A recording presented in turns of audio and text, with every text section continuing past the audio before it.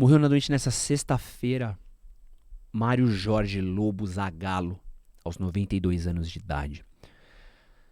A morte do ex-jogador, ex-treinador, ex-comissão técnica da seleção brasileira foi confirmada por seu perfil oficial. Ele já apresentava alguns quadros bastante complicados de saúde aí nos últimos anos e acabou indo dessa vez. Uma tristeza muito grande para quem é fã do futebol. É um cara que viveu muito, nascido em 1931 e que deixou um legado na seleção brasileira.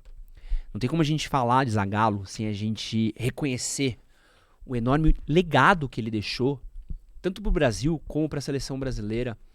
E ele morre num momento muito oportuno, onde a gente olha e questiona se alguns dos jogadores, treinadores, comissão técnica, presidente da CBF, fazem noção do que quer dizer o legado que o Zagallo deixou na seleção brasileira.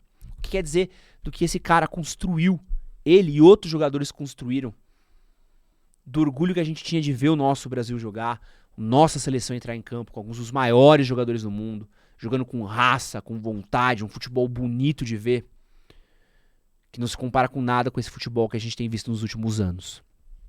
Zagallo, único futebolista tetracampeão do mundo, foi campeão em 58, 62 como jogador, certo? Ele foi 58, 62, foi vencedor como técnico em 70 e como assistente técnico, eu nunca sei o que ele foi, em 94, que ele também estava lá, a famosa cambalhotinha do técnico, do Tetra, né? Gritando, é Tetra, é Tetra! De 7 Copas do Mundo que o Zagallo participou, ele disputou 5 finais. Ele se aposentou da seleção brasileira em 2006, após a Copa da Alemanha. Ele é um cara que ele teve aí diversos grandes momentos da seleção brasileira, ele teve presente.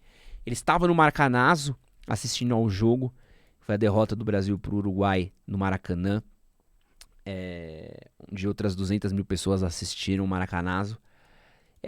Mal sabia a gente que aquela derrota ainda não seria a pior que a gente teve. Ele teve aí passagem em 58 e 62. Foi técnico no Rio de Janeiro, né? Foi técnico, se não me engano, no Flamengo. Tô pegando aqui numa matéria que eu tô vendo aqui. Foi técnico no Flamengo. Ele também foi técnico no Botafogo. Jogou ao lado de Didi, Garrincha e Nilton Santos. Foi bicampeão carioca dentro de campo.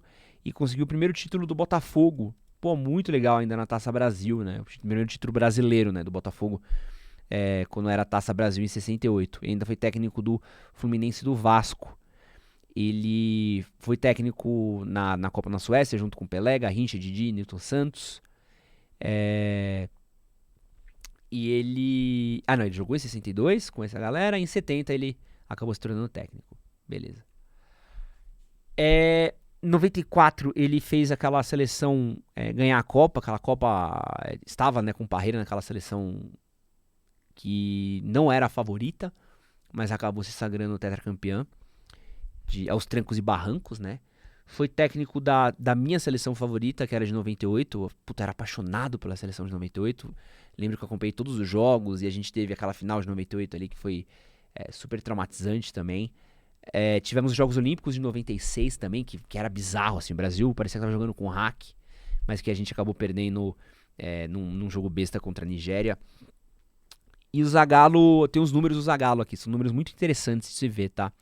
Zagallo teve 185 jogos pela seleção brasileira, 99 vitórias, 26 empates e 10 derrotas como técnico. São números muito interessantes. E como coordenador, foram 72 jogos, 39 vitórias, 25 empates e 8 derrotas.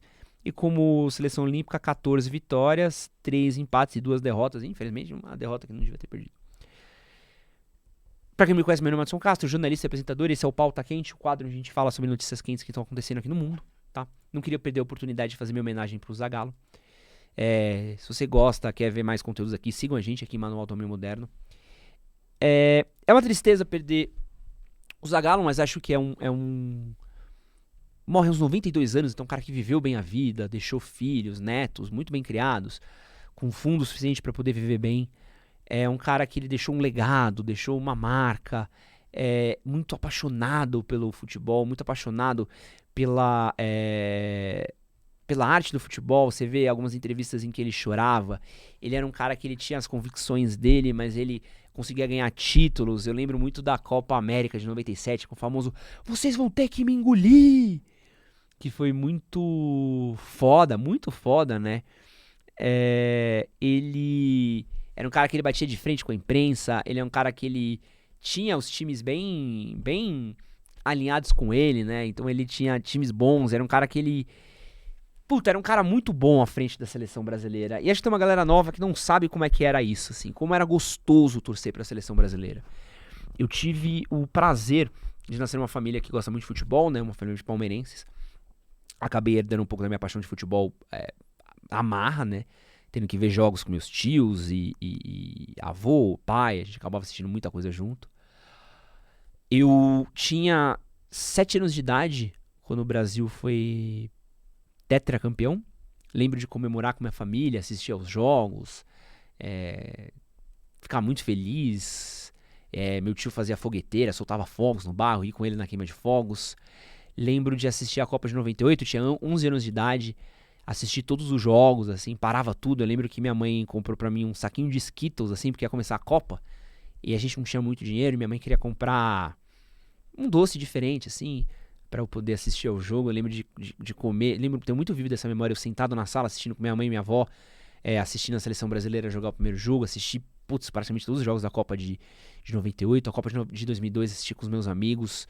Lembro de a gente comemorar muito e era uma paixão pela seleção brasileira, porque representava o melhor do futebol.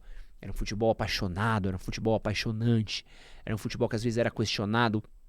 E a gente era muito duro com as nossas seleções. A gente era muito duro com a seleção de 94, 98, 2002, porque a gente sabia o potencial que aquela galera tinha. E você via muito em campo, assim, a entrega dos jogadores, a raça, como jogava, como entregava. E hoje é uma tristeza, né? Hoje é uma tristeza. Hoje é uma tristeza, né? É triste o estado que chegou. Você vê o que o presidente da CBF tá fazendo com essa seleção brasileira agora, com essa ida e vai, com essa patifaria que rolou com o Ancelotti. E aí agora a patifaria que rolou com o Diniz. E perdemos o Neymar. E o Neymar também tá mais preocupado em ser subcelebridade do que ser jogador. E perdemos o referencial que tinha de jogador grande. E não tem um esquema tático. E as outras seleções pararam de respeitar completamente a seleção brasileira. Perdemos derrotas aí ridículas. A derrota pra Argentina, a derrota que a gente não tinha há anos, assim. O respeito acabou completamente, assim. É muito triste a gente perder ídolos tão grandes como Pelé. É muito triste a gente perder um ídolo tão grande como o Zagallo pro futebol brasileiro, e a seleção tá do jeito que tá. Porque eu cresci apaixonado pela seleção brasileira. Porra, pra mim era um rolê assistir os jogos da seleção brasileira. Tinha jogo da seleção brasileira, eu parava tudo pra ver. Porque era um futebol da hora. Você sabia que ia ser uma disputa maneira, era da hora as disputas, eram jogos bons, puxados. A galera com raça, com vontade, jogando bem, gol bonito. Eu lembro do gol de falta do Roberto Carlos, eu lembro do... Olha o que ele fez, olha o que ele fez. Eu lembro, mano, lembro muito, assim, o primeiro gol do Ronaldinho. De ver um pouco disso, assim, era tão bonito de ver essa seleção brasileira, a Copa América, que o Adriano tem aquele jogo maravilhoso contra a Argentina. Eu lembro de estar assistindo com um amigo meu no bar. E hoje a gente vê um time apático, assim, com jogadores ótimos, com jogadores muito bons, jogadores que você olha que tem carisma, que tem expressão, que jogam muito bem dentro dos seus times. Não tem como falar que o Rodrigo, o Vinícius Júnior não jogam muito bem no time deles, mas apáticos na seleção brasileira. É uma seleção apática, perdeu a conexão com o povo. É uma seleção que é muito burocrática, faz esses jogos de merda aí por causa do contrato que tem com a Nike. É uma tristeza ver isso, é uma tristeza ver isso. Mas eu fico muito feliz de que eu tive o prazer de assistir as seleções do Zagallo, de curtir esse momento tão bom da seleção brasileira. Torço para que um dia a gente consiga voltar a ter esse auge que a gente teve, né? De voltar a ser essa seleção que botava medo nos seus adversários, que era o melhor futebol do mundo, o futebol mais forte, mais encantador. Esse futebol que apaixonava as pessoas, carregava as multidões para ver. Eu acho que felizmente o Zagallo deixou um legado muito grande pra gente. Já contei algumas vezes aqui no canal que eu adoro ver jogo antigo, eu adoro ficar vendo coisa. A minha memória não é muito boa, mas eu gosto muito de ficar vendo, assim. Eu achei alguns jogos antigos narrados, era muito legal de ficar vendo. Os caras com imagem, com rádio, com tudo junto, assim, é muito interessante ver. Então, se você gosta de futebol, recomendo você parar um pouco o dia hoje como homenagem ao Zagallo, e pegar e assistir esses jogos, assistir um pouco de que eram essas seleções, de ver como era esse futebol e o que já foi o futebol brasileiro um dia e por que a gente reclama tanto, cobra tanto quando a gente fala de jogadores na seleção brasileira, porque a gente viu um Brasil que era apaixonante, cara. E pra quem amou do jeito que a gente amou, ter que lidar com essa relação que a gente tem com a seleção brasileira agora é muito triste. Mas felizmente, o legado do Zagallo, ele é eterno enquanto existir o futebol, enquanto a gente lembrar do futebol. Eu adorei uma frase aqui que soltaram, e acho que diz muito bem aí, sobre a famosa superstição aí do Zagallo, com as 13 letras. Se você não sabe por que o Zagallo tem essa superstição com as 13 letras, é por causa do Santo Antônio. Ele é devoto de Santo Antônio, né? E Santo Antônio, dia dele é dia 13 de junho, né? Então por isso o Zagallo tinha essa superstição aí com 13, né? E Zagallo Eterno tem 13 letras.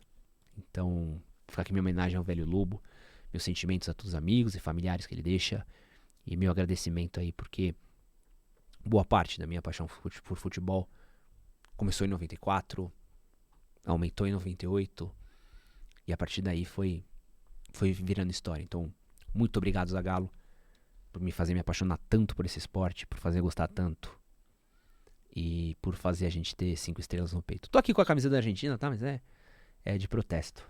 Mas muito obrigado, Zagallo. Valeu.